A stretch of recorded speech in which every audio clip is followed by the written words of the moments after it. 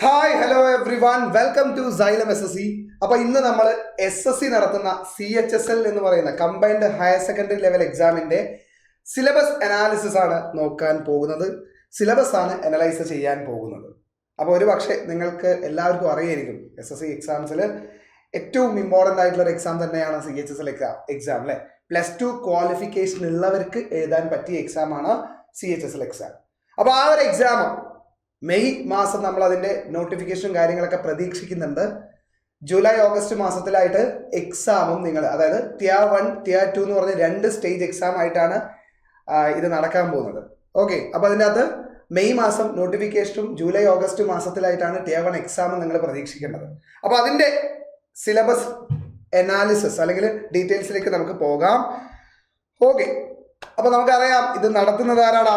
നമ്മുടെ staff selection കമ്മീഷനാണ് ഈ ഒരു എക്സാം നടത്തുന്നത് എന്ന് നമുക്കറിയാം. ആൻഡ് എന്താണ് Tier 1 Tier 2 എന്ന് പറഞ്ഞ് 2 സ്റ്റേജ് എക്സാം ആണ് അല്ലേ. പ്രിലിംസ് മെയിൻസ് പോലെ തന്നെ Tier 1 Tier 2 എന്ന് പറഞ്ഞുകൊണ്ട് നടത്തുന്ന 2 എക്സാംസ് ഈ ഒരു CHSL ജോബുകൾക്ക് വേണ്ടി 2 എക്സാം നമ്മൾ എഴുതേണ്ടതുണ്ട് കേട്ടോ. Tier 1 ക്വാളിഫൈ ചെയ്യുന്നവർ Tier 2 എന്നുള്ള രീതിയിൽ. Okay, and exam mode of exam നിങ്ങൾക്ക് അറിയാം എന്താണ്, ഓൺലൈൻ തന്നെയാണ് എല്ലാ എക്സാമുകളും ഇപ്പോൾ വരുന്നത് SSCയുടേത്. അതിൻ്റെ അത് Tier 1 എക്സാം സിലബസ് ജസ്റ്റ് ഒന്ന് നോക്കുമ്പോൾ റഫായിട്ട് നമ്മൾ നോക്കുമ്പോൾ ജനറൽ ഇൻ്റലിജൻസ് അതായത് റീസണിങ്, ജനറൽ അവയർനെസ്, പിന്നെ QA മാത്സ്, പിന്നെ ഇംഗ്ലീഷ് എന്നുള്ള നമ്മുടെ സ്വന്തം ടോപ്പിക്കും ഉണ്ട്. Tier 2ലും ഏതാണ്ട് ഇതേ സിലബസ് ആണ്, പക്ഷേ ഇതേ ടോപ്പിക്കാണ്. പക്ഷെ അവിടെ ഒരു വ്യത്യാസം ഉള്ളത് ഏതാണ്? അവിടെ വ്യത്യാസം കമ്പ്യൂട്ടർ എന്ന് പറയുന്ന ഒരു ടോപ്പിക് കൂടെ അഡീഷണൽ വരുന്നുണ്ട്. ഓക്കെ, അപ്പോൾ ഇതിൻ്റെ അത് CHSL എക്സാം ത്രൂ ഏതൊക്കെ പോസ്റ്റുകളിലേക്കാണ് എത്തിപ്പെടാൻ പറ്റുക എന്ന് വെച്ചാൽ ക്ലറിക്കൽ ജോബുകളിലേക്കാണ്, ഓഫീസർ പോസ്റ്റുകളിലേക്കല്ല ക്ലറിക്കൽ ജോബുകളിലേക്കാണ് നമുക്ക് എത്തിപ്പെടാൻ പറ്റുന്നത് കേട്ടോ. അതായത് DEO അല്ലേ, ഡാറ്റ എൻട്രി ഓപ്പറേറ്റർ, പിന്നെ DEO A ഉണ്ട്, നമ്മുടെ controller and auditor general office C&AG ഓഫീസുകളിലെ DEO പോസ്റ്റുകൾക്ക് വേണ്ടിയിട്ടാണ് DEO A കാറ്റഗറി എന്ന് പറയുന്നത് കേട്ടോ.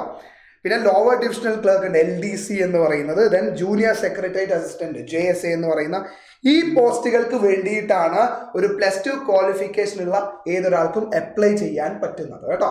ഓക്കെ, നിങ്ങളൊരു +2 ഹോൾഡർ ആണെങ്കിൽ നിങ്ങൾക്കും ഈ ഒരു എക്സാം എഴുതാൻ പറ്റും എന്നുള്ളത് തന്നെയാണ്.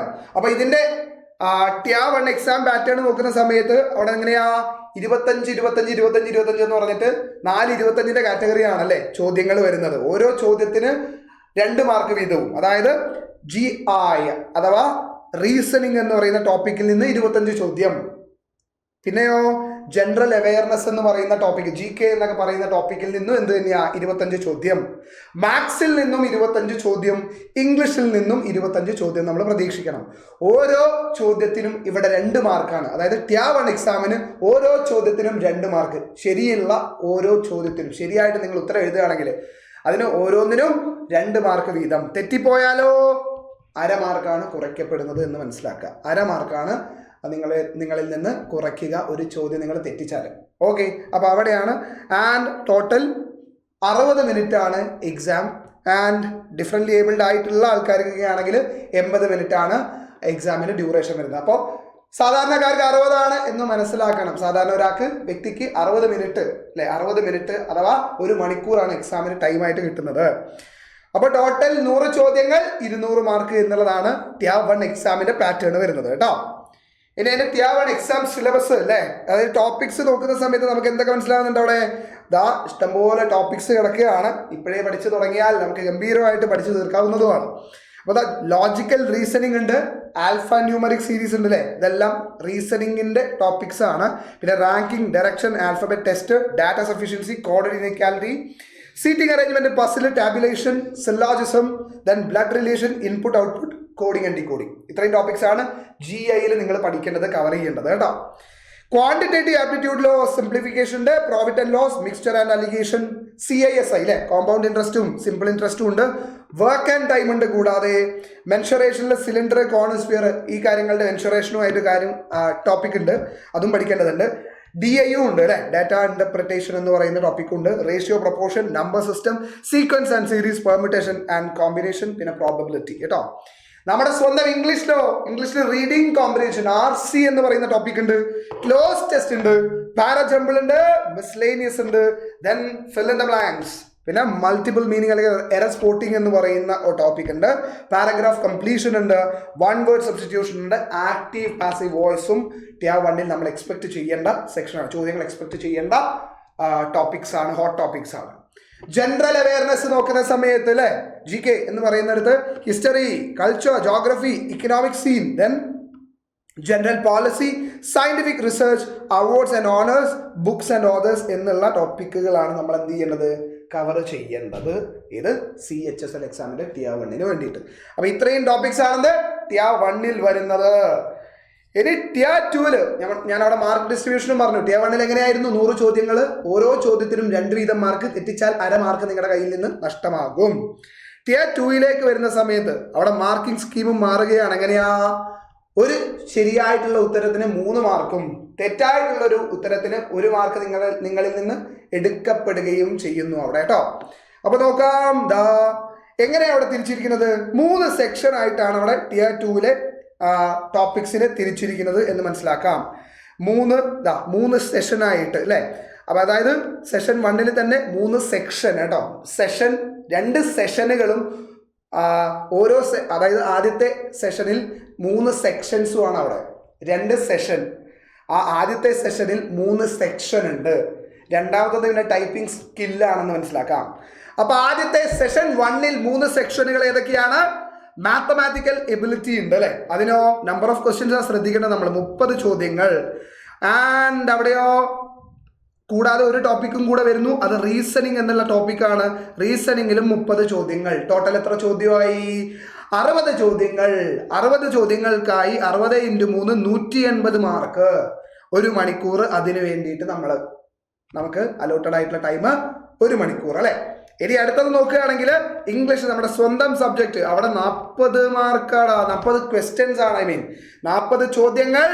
പിന്നെ അതിൻ്റെ കൂടെ തന്നെ ജനറൽ അവയർനെസ്, GK എന്നൊക്കെ പറയാൻ വേണമെങ്കിൽ അല്ലേ. ആ ജനറൽ അവയർനെസ്സിൽ 20 ചോദ്യങ്ങൾ. അപ്പൊ ടോട്ടൽ 40 20 60 ചോദ്യങ്ങൾക്കായി 60 × 3 180 മാർക്ക്. അപ്പൊ ഇംഗ്ലീഷിനെ മാത്രം നോക്കുകയാണെങ്കിൽ നോക്കിയേ 120 മാർക്സ് ആണ്. ടിയർ 2 എക്സാമിൽ 120 മാർക്സ് ആണ് ഇംഗ്ലീഷ് അറിയുന്നതിലൂടെ നമുക്ക് സ്കോർ ചെയ്യാൻ പറ്റുന്നത് കേട്ടോ. വീണ്ടും ഈ 2 ടോപ്പിക്കിനായിട്ട് 1 hour ആണ് അവിടെ നിങ്ങൾ കാണുന്നത്. ഇനി കമ്പ്യൂട്ടർ നോളജ് ടെസ്റ്റ് ഉണ്ട്. അവിടെ 15 ചോദ്യങ്ങൾ. 15 ചോദ്യങ്ങൾക്കായി ഓരോ ചോദ്യത്തിന് വീതം 3 മാർക്ക് കൂട്ടിയിട്ട് 45 മാർക്ക് അവിടെയും നിങ്ങൾ സ്കോർ ചെയ്യണം. അപ്പൊ അത്യാവശ്യം ബേസിക് ആയിട്ടുള്ള ധാരണകൾ കമ്പ്യൂട്ടറിനെ കുറിച്ചും ഇൻഡെപ്ത് അല്ലെങ്കിൽ പോലും അത്യാവശ്യം സർഫസ് ലെവലിൽ നമ്മൾ കമ്പ്യൂട്ടറിന്റെ വർക്കിങ്ങും കാര്യങ്ങളൊക്കെ പഠിക്കേണ്ടതുണ്ട് കേട്ടോ. ഇനി സെഷൻ 2 എന്ന് പറഞ്ഞാൽ എന്താണ്? സ്കിൽ ടെസ്റ്റ് അല്ലെങ്കിൽ ടൈപ്പിംഗ് ടെസ്റ്റ് ഒക്കെയാണ്. അതായത് പാർട്ട് A എന്ന് പറഞ്ഞാൽ സ്കിൽ ടെസ്റ്റ് ഫോർ DEOസും പാർട്ട് B എന്ന് പറയുന്നത് ടൈപ്പിംഗ് ടെസ്റ്റ് ഫോർ LDC അല്ലെ, ലോവർ ഡിവിഷണൽ ക്ലർക്ക് അല്ലെങ്കിൽ ജൂനിയർ സെക്രട്ടേറിയറ്റ് അസിസ്റ്റന്റ് എന്നൊക്കെ പറയുന്ന ആ പോസ്റ്റുകൾക്ക് വേണ്ടിയിട്ടാണ് എന്ന് മനസ്സിലാക്കാം.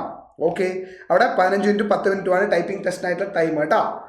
ശരി, ടയർ 2 സിലബസ്, ഇതിന് ടയർ അല്ലെങ്കിൽ ടിയർ എന്ന് പറയൂ കേട്ടോ. ടിയർ 2 സിലബസ് നോക്കുകയാണെങ്കിൽ നോക്കിയേ, നമ്പർ സിസ്റ്റംസ് ഉണ്ട്. മാത്തമാറ്റിക്സിൽ അരിത്തമാറ്റിക് ഉണ്ട്. അരിത്തമാറ്റിക്കിലാണ് percentage, ratio, proportion, square root, average, interest, profit and loss പോലുള്ള ടോപ്പിക്സ് വരുന്നത്.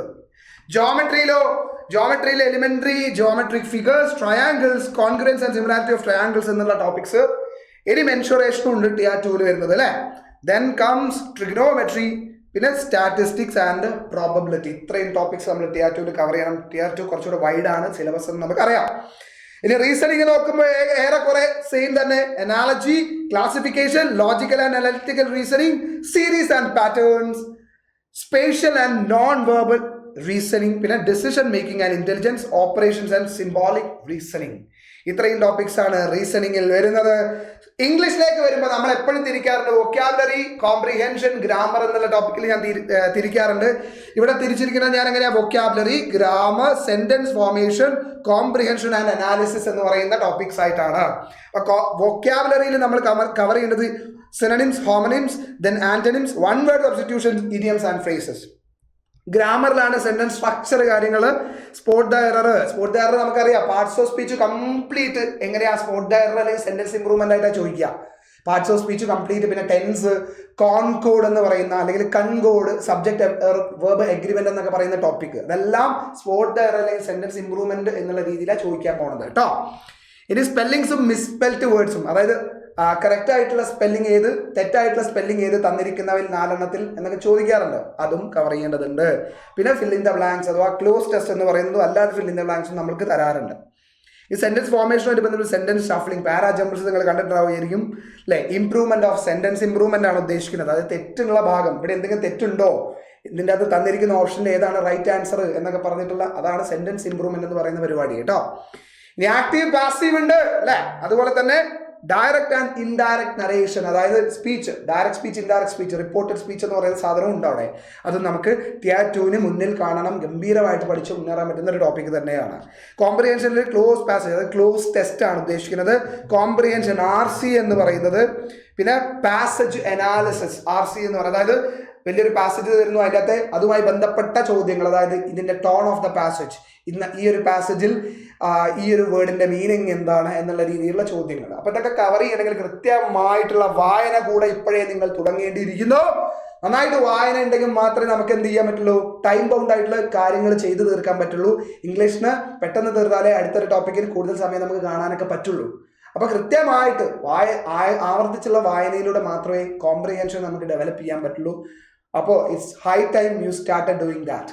അപ്പം ഞാൻ പ്രതീക്ഷിക്കുന്നത് CHSL മുന്നിൽ കാണുന്നവരും CGL മുന്നിൽ കാണുന്നവരൊക്കെ വായന മസ്റ്റായിട്ട് അല്ലെങ്കിൽ നിർബന്ധമായിട്ട് മുമ്പോട്ട് കൊണ്ടുപോകുന്നുണ്ട് എന്നുള്ളത് തന്നെയാണ് എൻ്റെ പ്രതീക്ഷ. തുടങ്ങിയിട്ടില്ലെങ്കിൽ ഇനിയെങ്കിൽ തുടങ്ങണം എന്നും ഞാൻ പറയുന്നു. ഇനി ജനറൽ അവയർനെസ് ആണെങ്കിലോ, history, culture, geography, economics, general policy, scientific research, current events and India and its neighbours, ഇത്രയും ടോപ്പിക്സ് നമ്മൾ ജനറൽ അവയർനെസ്സിലും കവർ ചെയ്യണം Tier 2 ഭാഗമായിട്ട്. ഓക്കെ, കമ്പ്യൂട്ടർ ഉണ്ട്, അഡീഷണൽ ആയിട്ടുള്ള ഒരു ടോപ്പിക് വരുന്നു. അതിൻ്റെ അത് കമ്പ്യൂട്ടർ ബേസിക്സ് നമ്മൾ അറിയണം. മെമ്മറി സ്റ്റോറേജുമായി ബന്ധപ്പെട്ട് കമ്പ്യൂട്ടർ മെമ്മറി അല്ലേ, പ്രൈമറി മെമ്മറി, സെക്കൻഡറി മെമ്മറി എന്നൊക്കെ പറഞ്ഞിട്ട് മെമ്മറി ഓർഗനൈസേഷൻ, ബാക്കപ്പ് ഡിവൈസസ് നമ്മൾ പഠിക്കണം. ഹാർഡ്വെയർ ആൻഡ് കണക്ടിവിറ്റി, പോർട്ടുകളെ കുറിച്ച് പഠിക്കണം. അവിടെ ഓപ്പറേറ്റിംഗ് സിസ്റ്റത്തിനെ കുറിച്ച് ചെറിയൊരു ധാരണ ഉണ്ടായിരിക്കണം. Software and applications, internet and communication, networking and cyber security, ഈ ടോപ്പിക്സ് എല്ലാം നല്ല ഹോട്ട് ടോപ്പിക്സ് ആണ്. കമ്പ്യൂട്ടറിലും സർഫസ് ലെവലിൽ നമ്മൾ അറിഞ്ഞിരിക്കേണ്ട ടോപ്പിക്കുകളാണ് ഇതെല്ലാം എന്ന് മനസ്സിലാക്കാം. അപ്പോൾ സ്കിൽ ടെസ്റ്റിന്റെ കാര്യം വരുമ്പോൾ അവിടെയും നമ്മൾ, അതായത് ടൈപ്പിംഗ് സ്പീഡ് ഇവിടെ മാറ്റേഴ്സ് അല്ലേ. അതായത് യുവർ ടൈപ്പിംഗ് സ്പീഡ് മാറ്റേഴ്സ് ഈ എക്സാമിൻ്റെ കാര്യത്തിൽ. Tier 2 കഴിയുമ്പോൾ ഒരേ ദിവസം തന്നെ ടൈപ്പിംഗ് ടെസ്റ്റും കൂടി നമ്മൾ ആ ഒരു കടമ്പ കൂടി കടക്കേണ്ടതുണ്ട്. അപ്പോൾ അവിടെ എങ്ങനെയാ, അവിടെ skill test data entry operator DEO എന്ന് പറയുന്ന സാധാരണ DEO, അതായത് C&AG അല്ലാത്ത DEOമാർക്ക് അവരുടെ എങ്ങനെയാണ് റിക്വയർമെന്റ് വരുന്നതെന്ന് വെച്ചാൽ എങ്ങനെയാണ്, അവർക്ക് 8000 കീ ഡിപ്രഷൻസ് പെർ അവർ ആണ് എന്ന് മനസ്സിലാക്കുക. 15 മിനിറ്റും ആണ്, 8000 കീ ഡിപ്രഷൻസും ആണ് എന്നാണ് പറയുന്നത്. ഇനി DEO in the office of controller and auditor, C&AG ഗംഭീരമായിട്ടുള്ള ഓഫീസും അതിലെ ഗംഭീരമായിട്ടുള്ള ഒരു പോസ്റ്റുമാണ്. ആൻഡ് അവിടെ നിന്ന് ഇഷ്ടംപോലെ പ്രൊമോഷൻ സാധ്യതകളും നിങ്ങളുടെ ക്വാളിഫിക്കേഷൻ അനുസരിച്ച് നിങ്ങൾക്ക് കിട്ടും, എബിലിറ്റി അനുസരിച്ചിട്ട് കേട്ടോ. അപ്പോൾ C&AG ഡബിൾ വരും, ഏകദേശം 15000 ആണ് എന്ത് കീ ഡിപ്രഷൻസ് പെർ അവർ അവിടെ വേണ്ടത്. 8000 ആണ് സാധാരണ DEOമാർക്കെങ്കിൽ. DEO A കാറ്റഗറി C&AG ഓഫീസിലെ DEOമാർക്ക് 15000 ആണ് പെർ അവർ കീ ഡിപ്രഷൻ വരേണ്ടത്. ഇനി ലോവർ ഡിവിഷണൽ ക്ലർക്കിനാണെങ്കിലോ അവർക്ക് 35 വേർഡ്സ് പെർ മിനിറ്റ് എന്നുള്ളതാണ് അവിടുത്തെ ടൈപ്പിംഗ് സ്പീഡ് വരേണ്ടത് കേട്ടോ. അതായത് ഇംഗ്ലീഷ് രണ്ടും നമുക്ക് ടൈപ്പ് ചെയ്യാൻ ഒന്നുകിൽ അവരെ LDC ചൂസ് ചെയ്യുന്നവർക്ക് അല്ലേ, അല്ലെങ്കിൽ LDന്റെ അതിന് വേണ്ടിയിട്ട് ഒന്നുകിൽ നമുക്ക് ഇംഗ്ലീഷോ അല്ലെങ്കിൽ ഹിന്ദിയോ ചൂസ് ചെയ്യാം. ഇംഗ്ലീഷാണ് നിങ്ങൾ ടൈപ്പ് ചെയ്യാൻ ചൂസ് ചെയ്യുന്നതെങ്കിൽ അവിടെ നോക്കിയേ, അവിടെ 35 വേർഡ്സ്. ഹിന്ദി ആണെങ്കിലോ അവിടെ 30 വേർഡ്സ് ചൂസ് ചെയ്താൽ മതി. അപ്പോൾ മോസ്റ്റ്ലി നമ്മുടെ മലയാളികൾ ചൂസ് ചെയ്യാൻ ചാൻസ് കൂടുതൽ ഏതായിരിക്കും, ഇംഗ്ലീഷ് ആയിരിക്കും. അവിടെ നിങ്ങൾ 35 വേർഡ്സ് ആണ് കാണേണ്ടത്. ഹിന്ദിക്കാരാണെങ്കിൽ 30 വേർഡ്സും ആണ് എന്നും കൂടെ അറിയിക്കുന്നു. അപ്പോൾ ഇത്രയും കാര്യങ്ങളാണ് എക്സാമുമായി ബന്ധപ്പെട്ട്, CHSL എക്സാമുമായിട്ട്. ഞാൻ പറഞ്ഞു മെയ് മാസമാണ് ഇതിന്റെ നോട്ടിഫിക്കേഷൻ പ്രതീക്ഷിക്കുന്നത്. ജൂലൈ ഓഗസ്റ്റ് മാസങ്ങളിൽ Tier 1 എക്സാം നമ്മൾ മുന്നിൽ കാണണം. അങ്ങനെ വേണം നമ്മൾ പഠിച്ചു തീരാനായിട്ട്. അങ്ങനെ തുടങ്ങണമെങ്കിൽ ഞങ്ങൾ ഉഗ്രനായിട്ടുള്ള ഒരു ബാച്ച് ജസ്റ്റ് സ്റ്റാർട്ട് ചെയ്തിട്ടുണ്ട്. ഇനിയും അഡ്മിഷൻസ് അതിൻ്റെ അകത്ത് ക്ലോസ് ചെയ്തിട്ടില്ല. ഇനിയും നിങ്ങൾ ആരെങ്കിലും CHSL വേണ്ടി പ്രിപ്പയർ ചെയ്യാൻ, ഈ കൊല്ലത്തെ CHSL ഒരു ജോലി സ്വന്തമാക്കാൻ, ഹയർ സെക്കൻഡറി എഡ്യൂക്കേഷൻ ആണ് നിങ്ങളുടെ ക്വാളിഫിക്കേഷൻ എങ്കിൽ ഉടനടി നമ്മുടെ കോഴ്സിൽ നിങ്ങൾക്ക് ജോയിൻ ചെയ്യാം. ഒരുമിച്ച് പഠിച്ചു മുന്നേറാം. ജസ്റ്റ് അറ്റ് 2999 എന്നുള്ള പ്രൈസിലാണ് അല്ലെങ്കിൽ ആ ഒരു ഫീലാണ് ഈ ഒരു കോഴ്സ് നിങ്ങൾക്ക് ലഭിക്കുന്നത്. വെറും 3000 രൂപ എന്നുള്ളത്. അത് ചെറിയൊരു തുക തന്നെയാണ് CHSL പോലെയുള്ള ഒരു എക്സാമിന് വേണ്ടി പ്രിപ്പയർ ചെയ്യുന്ന ഒരാൾക്ക്. കാരണം അതിലൂടെ സാധ്യതകൾ നിങ്ങൾക്കറിയാം. എന്തൊക്കെയാണ് DEO ആയിട്ട് മാറാൻ പറ്റും, JSA ആയിട്ട് മാറാൻ പറ്റും എന്നൊക്കെ നിങ്ങൾക്ക് അറിയാം അല്ലേ. വമ്പൻ കിടിലൻ പോസ്റ്റുകളാണ്. അതിനുവേണ്ടി ഒരു ഇൻവെസ്റ്റ്മെന്റ് എന്നുള്ള രീതിയിൽ 2,999 is not a very big amount. അപ്പോൾ നിങ്ങൾ തീരുമാനിക്കുക, ആലോചിക്കുക, ഉടനടി നമ്മുടെ കൂടെ ജോയിൻ ചെയ്യുക, പഠിച്ച് മുന്നേറാൻ നമുക്ക് കേട്ടോ. അപ്പോൾ സ്റ്റിൽ ഓപ്പൺ ആണ്, എന്ത് ചെയ്തിട്ടില്ല, നമ്മുടെ ഈ ഒരു ബാച്ച് ജസ്റ്റ് സ്റ്റാർട്ട് ചെയ്തിട്ടേ ഉള്ളൂ, ഇപ്പോഴും അഡ്മിഷൻസ് നടക്കുന്നുണ്ട്. ജോയിൻ ചെയ്യൂ, നമുക്ക് ഒരുമിച്ച് മുന്നേറാം. അപ്പോൾ thank you for listening, thanks for watching everybody. See you in another video. Bye.